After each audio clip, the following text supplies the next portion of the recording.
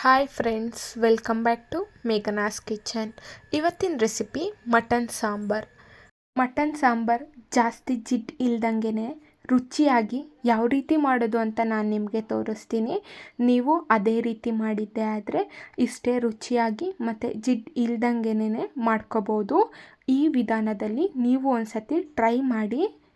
ಇದ್ರ ಜೊತೆ ನೀವು ರೊಟ್ಟಿ, ಚಪಾತಿ, ಮುದ್ದೆ, ರೈಸು, ಇಡ್ಲಿ, ದೋಸೆ ಜೊತೆಗೆ ಸೂಪರಾಗಿ ಇರುತ್ತೆ.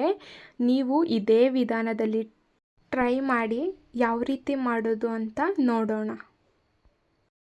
ಫಸ್ಟಿಗೆ ನಾನಿಲ್ಲಿ 1 kgಯಷ್ಟು ಮಟನ್ನ ತಗೊಂಡಿದ್ದೀನಿ. 2-3 ಸತಿ ವಾಶ್ ಮಾಡಿ ತಗೊಂಡಿದ್ದೀನಿ. ಇದಕ್ಕೆ ಇವಾಗ ನಾನು 1 ಸ್ಪೂನಷ್ಟು ಅರಶಿನ ಪುಡಿನ ಹಾಕ್ತಾಯಿದ್ದೀನಿ. ಹಾಕ್ಬಿಟ್ಟು ಚೆನ್ನಾಗಿ ಮಿಕ್ಸ್ ಮಾಡಿ ಎತ್ತಿಟ್ಕೊಳ್ಬೇಕು. ಇದನ್ನು ನೋಡ್ಬೋದು, ಅರಶಿನ ಎಲ್ಲದಕ್ಕೂ ಮಿಕ್ಸ್ ಆಗಬೇಕು. ಚೆನ್ನಾಗಿ ಮಿಕ್ಸ್ ಮಾಡ್ಕೋಬೇಕು ಈ ರೀತಿ. ಇದನ್ನು ಇವಾಗ ಸೈಡಿಗೆ ಇಟ್ಕೊಳ್ಬೇಕಾಗುತ್ತೆ. ಈ ರೀತಿ ಕಲಿಸ್ಕೊಂಡ್ಬಿಟ್ಟು ನೋಡ್ಬೋದು, ಈ ರೀತಿ ಇದ್ದರೆ ಸಾಕು. ಇವಾಗ ನಾವು ಸಾಂಬಾರ್ಗೆ ಮಸಾಲೆನ ಮಾಡ್ಕೊಳ್ಳೋಣ. ಫಸ್ಟಿಗೆ 2 ಮೀಡಿಯಮ್ ಸೈಜ್ ಈರುಳ್ಳಿನ ಹಾಕ್ಕೊತಾ ಇದ್ದೀನಿ. ಹಾಗೆ 2-3 ಇಂಚ್ ಆಗೋಷ್ಟು ಶುಂಠಿನ ಹಾಕ್ಕೊತಾ ಇದ್ದೀನಿ. 1 ಗಡ್ಡೆಯಷ್ಟು ಬೆಳ್ಳುಳ್ಳಿನ ಹಾಕ್ಕೊತಾ ಇದ್ದೀನಿ. 2-3 ಹಸಿಮೆಣಸಿನ್ಕಾಯಿನ ಹಾಕ್ಕೊತಾ ಇದ್ದೀನಿ. ಹಾಗೆ 1 ಹಿಡಿಯಷ್ಟು ಪುದೀನ ಸೊಪ್ಪನ್ನ ಹಾಕ್ಕೊತಾ ಇದ್ದೀನಿ. 1 ಹಿಡಿಯಷ್ಟು ಕೊತ್ತಂಬರಿನ ಹಾಕ್ಕೊತಾ ಇದ್ದೀನಿ. ಸ್ವಲ್ಪ ನೀರು ಹಾಕ್ಕೊಂಡು ನುಣ್ಣಗೆ ಗ್ರೈಂಡ್ ಮಾಡ್ಕೊಳ್ಬೇಕು. ನೋಡ್ಬೋದು, ಗ್ರೈಂಡ್ ಮಾಡ್ಕೊಂಡು ಬಂದಿದ್ದೀನಿ. ಇಷ್ಟು ನುಣ್ಣಗೆ ಮತ್ತು ಮೀಡಿಯಮ್ ಸೈಜಲ್ಲಿ ಗ್ರೈಂಡ್ ಮಾಡ್ಕೊಳ್ಬೇಕು. ಈ ರೀತಿ ಇದ್ದರೆ ಸಾಕು. ಇದನ್ನು ನಾವು ಒಂದು ಪಾತ್ರೆಗೆ ಟ್ರಾನ್ಸ್ಫರ್ ಮಾಡ್ಕೊಳ್ಳೋಣ. ಅದೇ ಜಾರಿಗೆ ಇನ್ನೊಂದು ಮಸಾಲಾನ ಮಾಡ್ಕೊಳ್ಳೋಣ. ನಾನಿಲ್ಲಿ 1 ಟೊಮೊಟೊನ ತಗೊಂಡಿದ್ದೀನಿ. ಹಾಗೆ 2 ಸ್ಪೂನಷ್ಟು ಮಟನ್ ಮಸಾಲಾನ ಹಾಕ್ಕೊತಾ ಇದ್ದೀನಿ. ನೀವು ಬೇಕಿದ್ರೆ ಮಟನ್ ಮಸಾಲ ಹಾಕ್ಕೊಳಲ್ಲ ಅಂತಂದರೆ ಧನಿಯಾ ಪೌಡರ್ ಆದರೂ ಹಾಕ್ಕೋಬೋದು. ಹಾಗೆ 1 ಸ್ಪೂನಷ್ಟು ಚಿಲ್ಲಿ ಪೌಡರ್ನ ಹಾಕ್ತಾಯಿದ್ದೀನಿ. ನೀವು ಬೇಕಿದ್ರೆ ನೋಡ್ಕೊಂಡ್ಬಿಟ್ಟು ಖಾರ ಎಷ್ಟು ಬೇಕೋ ಅಷ್ಟು ಹಾಕ್ಕೊಳ್ಳಿ. ಸ್ವಲ್ಪ ನೀರು ಹಾಕ್ಕೊಂಡ್ಬಿಟ್ಟು ನುಣ್ಣಗೆ ಗ್ರೈಂಡ್ ಮಾಡ್ಕೊಂಡು ಬರಬೇಕು. ನೋಡ್ಬೋದು, ಈ ರೀತಿ ಗ್ರೈಂಡ್ ಮಾಡ್ಕೊಂಡು ಬಂದರೆ ಸಾಕು. ಇದನ್ನು ಒಂದು ಪಾತ್ರೆಗೆ ಟ್ರಾನ್ಸ್ಫರ್ ಮಾಡ್ಕೊಳ್ಳೋಣ. ಲಾಸ್ಟ್ ಒಂದು ಮಸಾಲೆನೇ ಮಾಡ್ಕೊಳ್ಳೋಣ. ಇದು ಲಾಸ್ಟಿಗೆ ಹಾಕೋ ಅಂಥದ್ದು ಸಾಂಬಾರಿಗೆ. 1 ಕಪ್ ಆಗೋಷ್ಟು ಕೊಬ್ಬರಿ ತುರಿನ ಹಾಕ್ಕೊತಾ ಇದ್ದೀನಿ. ಹಾಗೆ 5-6 ಲವಂಗನ ಹಾಕ್ಕೊತಾ ಇದ್ದೀನಿ. 1 ಇಂಚಷ್ಟು ಚಕ್ಕೆನ ಹಾಕ್ಕೊತಾ ಇದ್ದೀನಿ. 1 ಏಲಕ್ಕಿನ ಹಾಕ್ಕೊತಾ ಇದ್ದೀನಿ. ಸ್ವಲ್ಪ ನೀರು ಹಾಕ್ಕೊಂಡ್ಬಿಟ್ಟು ನುಣ್ಣಗೆ ರುಬ್ಕೊಂಡು ಬರಬೇಕು.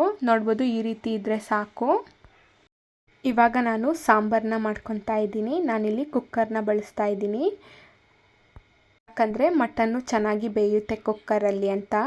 2 ಟೇಬಲ್ ಸ್ಪೂನ್ ಎಣ್ಣೆನ ಹಾಕ್ಕೊಂಡ್ಬಿಟ್ಟು ಗ್ರೀನ್ ಮಸಾಲ ಪೇಸ್ಟ್ ಮಾಡ್ಕೊಂಡಿರ್ತೀವಲ್ಲ ಅದನ್ನು ಹಾಕ್ಕೊತಾ ಇದ್ದೀನಿ.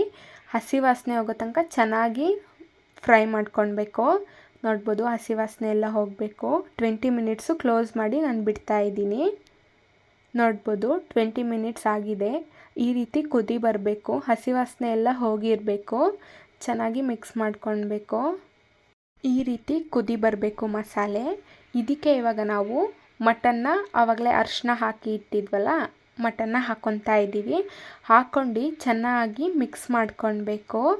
ಮಸಾಲೆ ಎಲ್ಲ ಮಟನ್ಗೆ ಚೆನ್ನಾಗಿ ಮಿಕ್ಸ್ ಆಗಬೇಕು. ಅಲ್ಲಿ ತನಕ ಮಿಕ್ಸ್ ಮಾಡ್ಕೊಳ್ಬೇಕು. ಮಸಾಲೆ ಎಲ್ಲ ಚೆನ್ನಾಗಿ ಮಿಕ್ಸ್ ಆದರೆ ಸಾಂಬಾರು ಸೂಪರಾಗಿ ಬರುತ್ತೆ. ಹಾಗಾಗಿ ಚೆನ್ನಾಗಿ ಮಿಕ್ಸ್ ಮಾಡ್ಕೊಳ್ಬೇಕು. ನೋಡ್ಬೋದು, ಈ ರೀತಿ ಮಿಕ್ಸ್ ಮಾಡ್ಕೊಂಡಿದ್ದೀನಿ.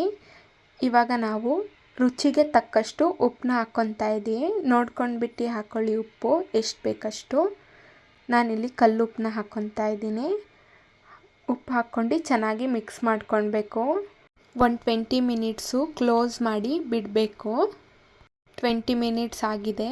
ನೋಡ್ಬೋದು, ಈ ರೀತಿ ಕುದಿ ಬರಬೇಕು. ಹಾಗೆ ಸ್ವಲ್ಪ ಮಟನ್ ಬೇಯ್ತಾ ಇರುತ್ತೆ.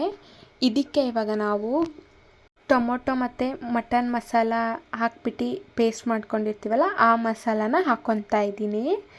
ಹಾಕ್ಕೊಂಡು ಚೆನ್ನಾಗಿ ಮಿಕ್ಸ್ ಮಾಡ್ಕೊಳ್ಬೇಕು. ಚೆನ್ನಾಗಿ ಮಿಕ್ಸ್ ಮಾಡ್ಕೊಂಡು ಸ್ವಲ್ಪ ನೀರು ಹಾಕ್ಕೊಳ್ಬೇಕು. ನೋಡ್ಬೋದು, ಈ ರೀತಿ ಚೆನ್ನಾಗಿ ಮಿಕ್ಸ್ ಮಾಡ್ಕೊಳ್ಬೇಕು. ಮಸಾಲೆ ಹಸಿ ವಾಸನೆ ಹೋಗೋ ತನಕ ಚೆನ್ನಾಗಿ ಮಿಕ್ಸ್ ಮಾಡ್ಕೊಂಡ್ಬಿಟ್ಟು 30 ನಿಮಿಷ ಕುದಿಯೋದಕ್ಕೆ ಬಿಡಬೇಕು. ಚೆನ್ನಾಗಿ ಕುದಿಬೇಕು. ಚೆನ್ನಾಗಿ ಕುದೀತಾ ಇದೆ ಅಂದಾಗ ಚೆನ್ನಾಗಿ ಕುದಿ ಬಂದಮೇಲೆ ಲಾಸ್ಟಿಗೆ ನಾವು ಕೊಬ್ಬರಿ ಪೇಸ್ಟ್ನ ಹಾಕ್ಕೊಳ್ಬೇಕು. ಲಾಸ್ಟಿಗೆ ಹಾಕೋದ್ರಿಂದ ಮಟನ್ ಸಾಂಬಾರು ಹೆಚ್ಚು ರುಚಿ ಕೊಡುತ್ತೆ. ಹಾಗಾಗಿ ಕೊಬ್ಬರಿ ಪೇಸ್ಟ್ನ ಲಾಸ್ಟಿಗೆ ಹಾಕ್ಕೊತಾ ಇದ್ದೀನಿ. ಇದನ್ನು ಅಷ್ಟೇ ಚೆನ್ನಾಗಿ ಮಿಕ್ಸ್ ಮಾಡ್ಕೊಳ್ಬೇಕು. ಮಿಕ್ಸ್ ಮಾಡ್ಕೊಂಡು ನಾನಿಲ್ಲಿ 2 ಲೋಟದಷ್ಟು ನೀರನ್ನ ಹಾಕ್ಕೊತಾ ಇದ್ದೀನಿ. ನಿಮಗೆ ಇನ್ನೂ ತೆಳು ಸಾಂಬಾರು ಬೇಕಂದರೆ ಇನ್ನೂ ನೀರು ಹಾಕ್ಕೋಬೋದು. ಸ್ವಲ್ಪ ಗಟ್ಟಿ ಬೇಕಿತ್ತಂದರೆ ಕಮ್ಮಿನೂ ಹಾಕ್ಕೋಬೋದು. ನೀರು ಹಾಕ್ಕೊಂಡು ಚೆನ್ನಾಗಿ ಮಿಕ್ಸ್ ಮಾಡ್ಕೊಳ್ಬೇಕು. ನೋಡ್ಬೋದು ಈ ರೀತಿ ಮಿಕ್ಸ್ ಮಾಡ್ಕೊಂಡು ಕುಕ್ಕರ್ ವಿಜಿಲ್ ಹಾಕ್ಬಿಟ್ಟು 2ರಿಂದ 3 ವಿಜಿಲ್ನ ಹೊಡಿಸ್ಬೇಕು. ಯಾಕಂದರೆ ಮಟನ್ ಚೆನ್ನಾಗಿ ಬೇಯಬೇಕು. ಹಾಗಾಗಿ ನೋಡ್ಬೋದು 2ರಿಂದ 3 ವಿಜಿಲ್ ಹೊಡ್ಸಿದ್ದೀನಿ. ನೋಡ್ಬೋದು ಸಾಂಬಾರು ಎಷ್ಟು ಸೂಪರಾಗಿ ಆಗಿದೆ ಅಂತ. ಮೇಲ್ಗಡೆ ಎಣ್ಣೆ ಎಲ್ಲ ತೇಲ್ತಾ ಇದೆ. ಮಟನ್ನು ಅಷ್ಟೇ ಮೀಡಿಯಮ್ ಆಗಿ ಬೆಂದಿದೆ. ಈ ಕಡೆ ಜಾಸ್ತಿನೂ ಬೆಂದಿಲ್ಲ, ಈ ಕಡೆ ಕಮ್ಮಿನೂ ಬೆಂದಿಲ್ಲ, ಮೀಡಿಯಮ್ ಆಗಿ ಬೆಂದಿದೆ. ಮಸಾಲೆನೂ ಅಷ್ಟೇ ಮಟನ್ಗೆ ಅಷ್ಟು ಚೆನ್ನಾಗಿ ಕೂಡ್ಕೊಂಡಿದೆ. ಈ ರೀತಿ ಇದ್ದರೆ ಸಾಕು. ಇದನ್ನು ನೀವು ರೊಟ್ಟಿ, ಚಪಾತಿ, ಮುದ್ದೆ ಜೊತೆಗೆ ಸೂಪರಾಗಿ ಇರುತ್ತೆ. ನೀವು ಈ ರೀತಿ ಮಟನ್ ಸಾಂಬಾರನ್ನ ಒಂದ್ಸತಿ ಟ್ರೈ ಮಾಡಿ. ಇಷ್ಟೇ ರುಚಿಯಾಗಿ ನೀವು ಮಾಡ್ಕೋಬೋದು. ನಾನು ತೋರಿಸಿರೋ ವಿಧಾನದಲ್ಲೇ ಮಾಡ್ಕೊಳ್ಳಿ, ಸೂಪರಾಗಿ ಬರುತ್ತೆ. ಒಂದ್ಸತಿ ಟ್ರೈ ಮಾಡಿ. ಇವಾಗ ನಾನು ಸರ್ವ್ ಮಾಡ್ಕೊತಾ ಇದ್ದೀನಿ. ನಾನಿಲ್ಲಿ ರೊಟ್ಟಿ ಜೊತೆಗೆ ಸರ್ವ್ ಮಾಡ್ಕೊತಾ ಇದ್ದೀನಿ. ಜೋಳದ ರೊಟ್ಟಿ ಜೊತೆಗೆ ಸೂಪರಾಗಿರುತ್ತೆ. ಜೋಳದ ರೊಟ್ಟಿ ಜೊತೆಗೂ ಒಂದ್ಸತಿ ಟ್ರೈ ಮಾಡಿ. ಇಷ್ಟು ರುಚಿಯಾಗಿ ಮಟನ್ ಸಾಂಬಾರನ್ನ ಮಾಡೋದು ನಾನು ನಿಮಗೆ ತೋರಿಸ್ಕೊಟ್ಟಿದ್ದೀನಿ. ನೀವು ಇದೇ ವಿಧಾನದಲ್ಲಿ ಮಟನ್ ಸಾಂಬಾರು ಮಾಡಿದ್ದೆ ಆದರೆ ಇಷ್ಟೇ ರುಚಿಯಾಗಿ ಮಾಡ್ಕೋಬೋದು. ನೀವು ಈ ವಿಧಾನದಲ್ಲಿ ಒಂದ್ಸತಿ ಟ್ರೈ ಮಾಡಿ. ಈ ರೆಸಿಪಿ ಏನಾದರೂ ಇಷ್ಟ ಆದರೆ like, share, comment and subscribe. Thank you for watching. ಇದೇ ರೀತಿ ಈಸಿ ರೆಸಿಪಿಗಾಗಿ ಮೇಘನಾಸ್ ಕಿಚನ್ನ ಸಬ್ಸ್ಕ್ರೈಬ್ ಮಾಡ್ಕೊಳ್ಳಿ.